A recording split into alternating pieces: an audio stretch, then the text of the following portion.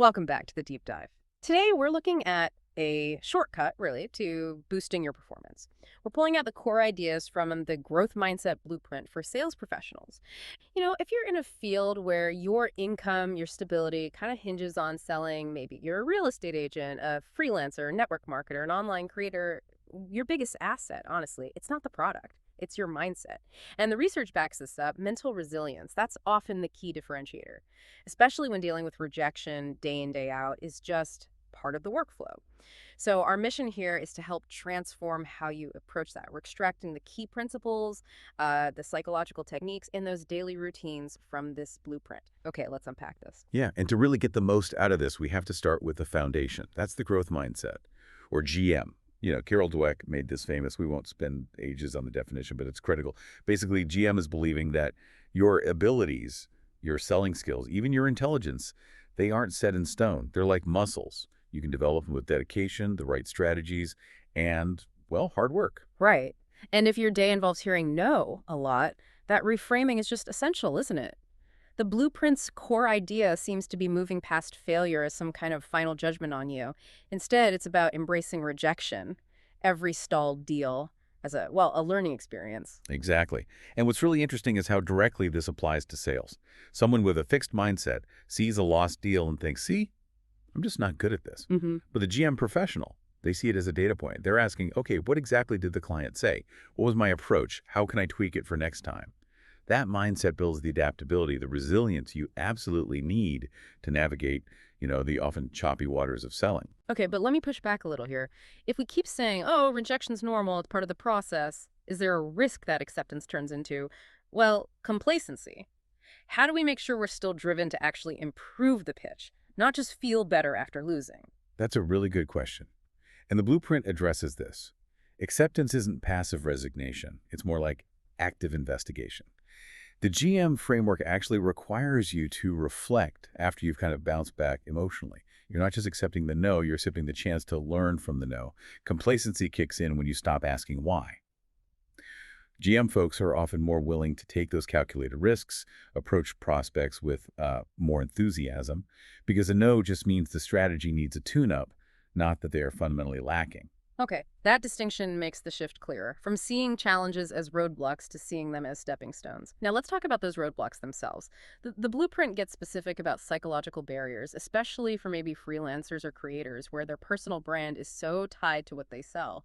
What are those common fears? Yeah, the research highlights three main ones that really hold people back. The obvious two are, fear of rejection and fear of failure. No surprise there. But the third one is often really powerful for this audience. The fear of not being taken seriously. Hmm. Think about the online creator selling a high-ticket course or the freelancer quoting a premium rate. There's this underlying fear the client just sees them as, I don't know, just an influencer or just doing this on the side. Yeah, I can see how that would be paralyzing. It could lead you to undercharge or maybe avoid prospecting altogether. So the blueprint then talks about transformation. How do we do that sort of mental judo, turning that fear into fuel? Right. Mental judo is a good way to put it. It's essentially cognitive restructuring. The main technique is reframing. So instead of letting a rejection sink in as, I'm a terrible realtor, you actively immediately reframe it. The blueprint suggests having maybe 3 pre-prepared sentences, things that normalize what happened and point to the lesson.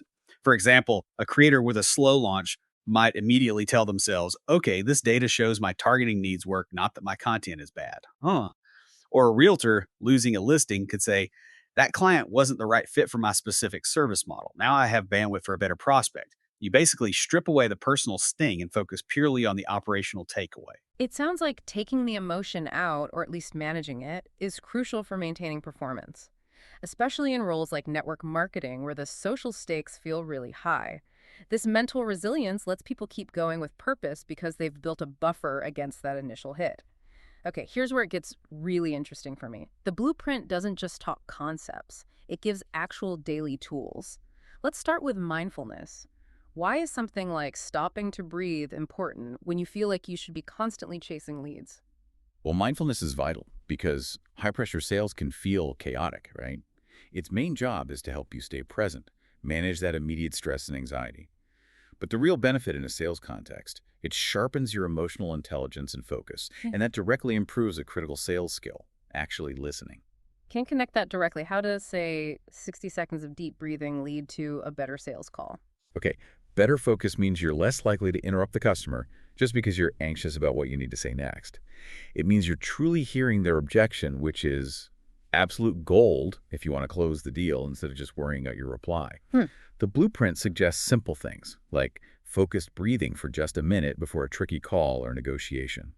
It helps shift your focus away from your own fear and onto maybe appreciating the opportunity right in front of you. That makes sense for grounding you in the moment. But we also need ways to look forward, to build that positive mental picture. And that brings us to visualization. Exactly. Visualization isn't just, daydreaming about success. Its real function is almost like creating muscle memory for confidence. Yeah. You're not just picturing the final handshake. You're mentally rehearsing the entire successful interaction, creating a kind of mental movie with all the sensory detail. Sensory details. What kind of details do you need for this to actually, work? You need to visualize the emotions you want to feel. Calm confidence, not jittery nerves. You visualize the specific dialogue, what you say, what they say, and crucially, your body language, open posture, steady eye contact. So for a real estate agent prepping for a tough negotiation, they don't just visualize winning. They visualize themselves staying calm and adaptable even when the other side throws a curveball. An actionable step the source mentions is creating a physical vision board specifically for sales goals, a tangible reminder to anchor those mental rehearsals. Okay. And building that confidence naturally leads to the next piece, that soft skill that makes everything else work, emotional intelligence, or EI. Right. EI is huge. Yeah, we're moving beyond just transactional selling, which often doesn't cut it for long-term clients or in relationship-heavy fields like network marketing. It's about building real connections. So why is EI the ultimate differentiator here? Because EI understanding and managing your own emotions while also recognizing and influencing others, it really is the differentiating factor. It separates the average performers from the stars. You simply can't build genuine trust and rapport if you're broadcasting your own anxieties or completely misreading what the client is actually concerned about. The blueprint seems to break EI down into two sides of awareness. Let's start with self-awareness, especially right in the heat of a high-stakes moment. Yeah, self-awareness is about doing constant little internal check-ins. Mid-call, maybe it's going badly, you don't have time for deep reflection, but you can notice, am I talking too fast? Is my tone getting defensive? Am I physically tense? Yeah. Just noticing that immediate emotional state, frustration, nervousness, whatever, is the first step. You got to name it, which stops it from completely hijacking your response. Okay, and then you pivot that awareness outwards to the client. What does practical customer awareness actually look like day to day? It's about picking up on their emotional state through more than just their words. Are their replies short, maybe a bit clipped? They could be cautious or skeptical. Is there a long pause after you explain something complex? Maybe they're confused or feeling overwhelmed. You have to be ready to adjust your approach on the fly based on those nonverbal signals that you note of their tone, their body language. That's where empathy and really active listening come in then. Absolutely. When you use EI well, you can take a potentially difficult moment like handling a really aggressive objection and turn it into a chance to build deeper trust. Sometimes just by acknowledging their feeling, I can see why you'd feel that way, before you offer your solution. Okay, so we have the growth mindset as the foundation. We have tools like visualization and mindfulness. We have EI as the relationship booster. But like you said earlier, none of this works if it's just something you think about occasionally. We need to talk about making it stick through consistent routines. Exactly. The routine is what turns the concept into reality. The blueprint gives some clear guidance here. First, you need to align your most important tasks, things like prospecting, key client meetings, with your peak energy times. If you're sharpest in the morning, that's when you make the important calls or have the big meetings. Save the admin stuff for when your energy naturally dips. Right, hitting the big rocks first when you're mentally fresh instead of trying to force it later makes sense. Precisely. Second, build in non-negotiable mental recharge breaks. And these aren't just scrolling through social media. They're actual mindfulness breaks. Could be a 5-minute focused walk, some stretching, or just that deep breathing we talked about. It's about genuinely resetting your mental energy during the day so stress doesn't just accumulate.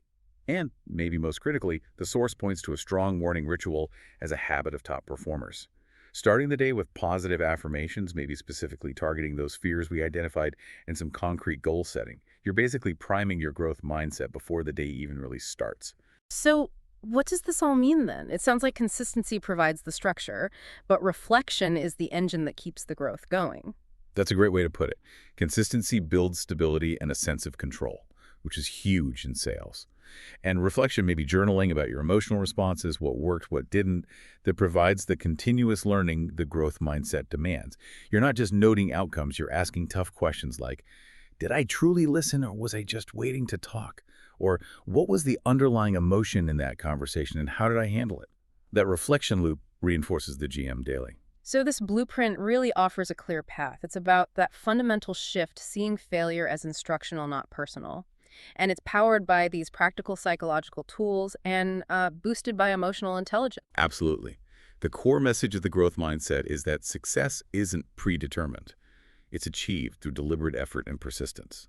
Visualization and EI definitely boost confidence and open doors, no question. But the real sustainable growth, that comes from being willing to consistently learn from every single interaction, good or bad, making those small, incremental improvements day after day after day. Okay, final thought then. You've probably spent time visualizing the successful close, right? Picturing the handshake, feeling good about hitting your target. But have you spent just as much time visualizing the resilience you need to bounce back from rejection number 9 before you get to that success? Because maybe that's where the truly bulletproof mental framework for long-term selling gets built.